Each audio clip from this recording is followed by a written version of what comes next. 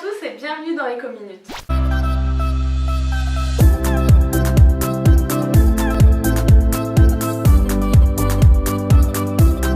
Aujourd'hui, nous allons parler de la bourse. La bourse est un lieu, c'est l'endroit où s'échangent des titres financiers. Donc c'est un marché, et pour tout marché, il y a une offre et une demande.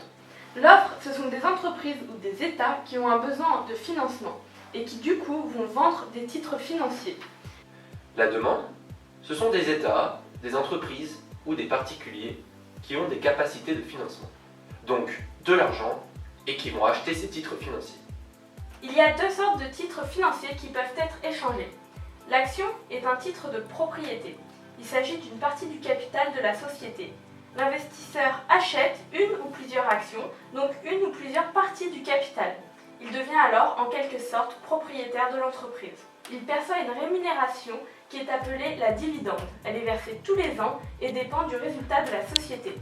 Le second, c'est l'obligation, qui est un titre de créance.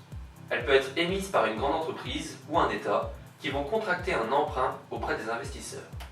L'investisseur prête alors de l'argent à une entreprise ou un État et perçoit ensuite tous les ans des intérêts qui sont appelés les coupons.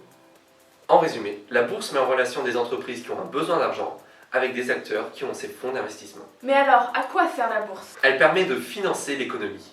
Grâce à la bourse, les entreprises peuvent alors financer le développement de leur activité et leurs projets. Nous pouvons avoir un aperçu du cours de la bourse avec les indices boursiers. Le CAC 40 en est un.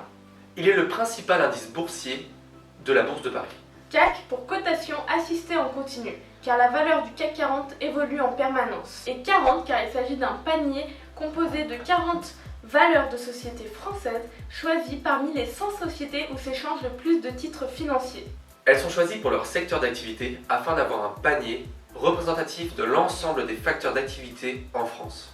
Du coup, le CAC 40 est le reflet de la tendance générale des performances des grandes entreprises françaises sur le marché financier. Il s'agit donc d'un moyen pour visualiser l'état de santé de l'économie française.